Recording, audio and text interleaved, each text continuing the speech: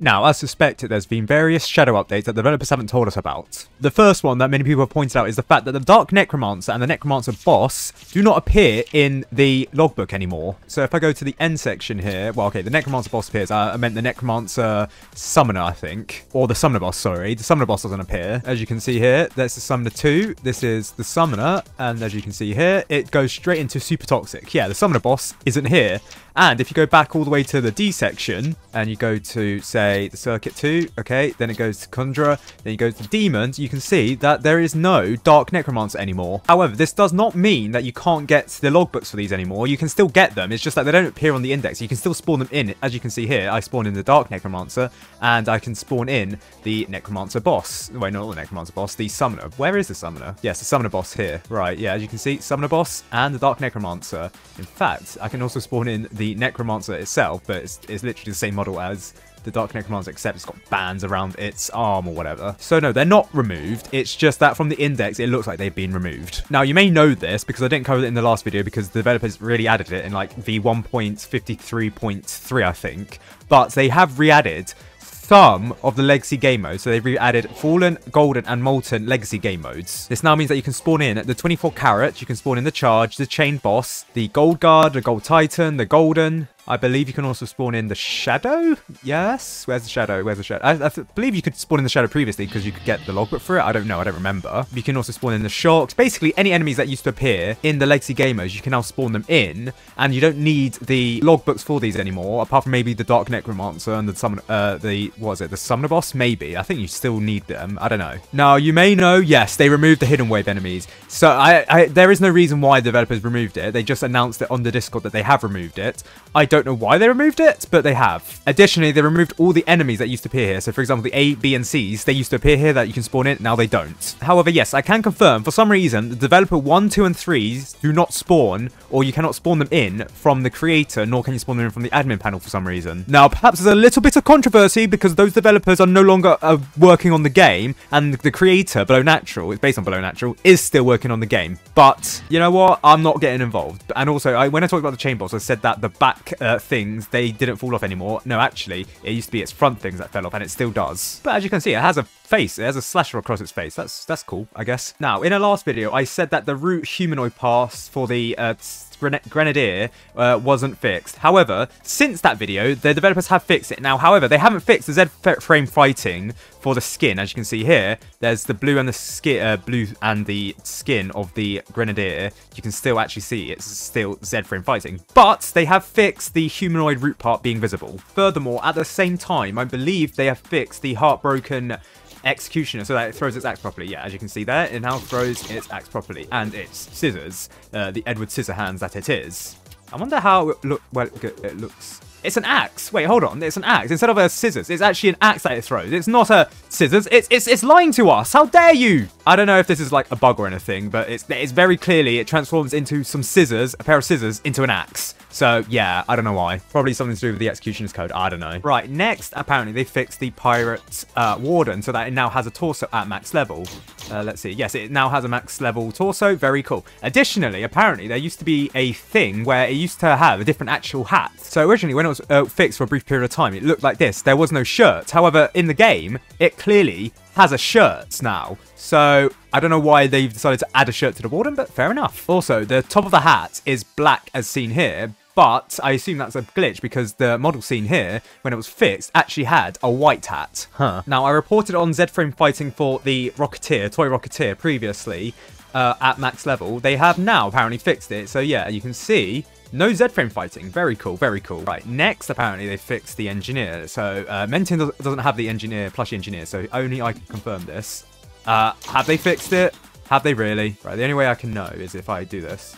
No, they haven't fixed it. Jesus Christ. Okay. What about the minigunner? Have they fixed that one? Let's see. No, they haven't fixed the golden minigunner either. Yeah.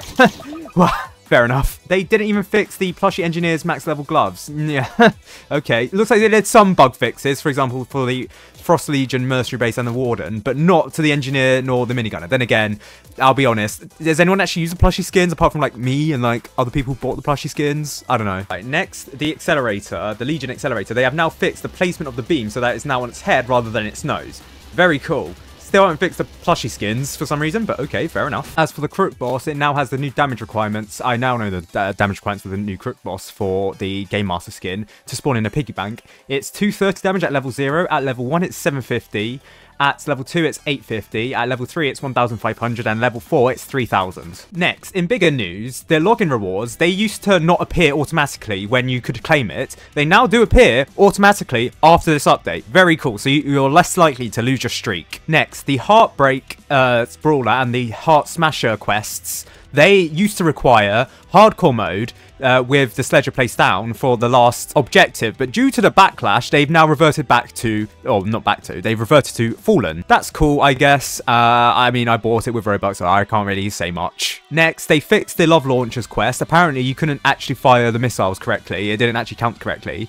Originally, it used to be 300 missiles, but now it's 600 missiles, but it now actually does it correctly. Next, a week after they originally planned it to go off sale, the Lunar skins are now off sale. I don't know why they extended it for an extra week when the name tag was removed actually when it was, but fair enough. Oh, and sneakily, you can, if you're like in Belgium, Australia, or the Netherlands, or the UK under 18, what you can do is, right, you can buy the Lovestruck crate through here, and then just buy it through here. I'm not saying, legally speaking, don't do this. Legally speaking, that is very bad and against the law of your country. However, it's a glitch, and people publicly know about it, so what can I do? Next, they fixed the Ducky Mortar skin having replicate hats on level 4 and level 5. So, as you can see here, yes, it finally gets replaced, finally, after what? However long it got in the game for. Next, another change to enemies is that legacy enemies now use their base stats instead of stealing the stats of their modern counterparts. For example, the abnormal used to spawn in with 8 health. It now spawns in with 6 health, which is the legacy version of the abnormal. However, people have complained that they now get the kill legacy fallen, even though it's only on hardcore mode now, which I think is related to that change. So yeah. However, there is an issue. If you kill the fallen in hardcore mode, it's still technically the fallen. It's not fallen legacy or legacy fallen. So you can't actually complete these quests. So that's really odd. So as Menton says here, X-Legacy enemies are just for sandbox mode, so that Legacy enemies don't copy over modern stats. So for example, the Fallen King in Hardcore is just the Fallen King, it's just in the Legacy enemy section. And the Fallen King Legacy would be a completely separate enemy that only appears in sandbox mode. So if you have something like Kill Legacy Fallen King, you can't actually complete that quest even in Hardcore mode, because that will count as a kill for the Fallen King. Which is why you can only get the Modern Fallen King logbook from hardcore mode, even though technically they're 2 separate enemies. Next, there's apparently a new bug where the spooky slasher loses its machete at levels 2 and level 3. Ah, right, yeah. Very cool, I guess. Does it still attack enemies? Let's see. Yeah, it still attacks enemies though, so it's just a visual thing. Next, they finally fixed the Fireworks Technician quests, if you still have it, where they've automatically claimed it for you. So, if you needed to, like, I don't know, beat Fallen mode, or you still had the contract still open, then you've now automatically claimed it. The developers have automatically claimed it for you, so that's good. That's if you don't have it already. If you already had it, I assume that you can't redo it, and you don't get any extra rewards, so fair enough. And it should be removed from your active quests now. Additionally, they've added the Valentines Ranger and the Valentines Electroshocker skin to the Lovestruck crates, which is really weird that they didn't appear before, but they now do appear, so fair enough. I think it's because they were classed as events rarity, but the Archer was event, so I don't know why. Next, they pushed out a fix for revive tickets where they no longer allow you to abuse the tower limits to the point of no return. And finally, they fixed matchmaking screen to follow level limits. So previously, sandbox mode could be accessed by anyone of any level, even if you were under level 250, which sandbox mode is locked to. And yes, revive tickets, yeah. I don't know what to feel about revive tickets. I should probably make a new video on like how revive tickets are now basically worthless, question mark? But revive tickets are like so broken anyway, so who cares? I just want to be able to trade my revive tickets in for timescale tickets because I find them infinitely more useful than the timescale tickets.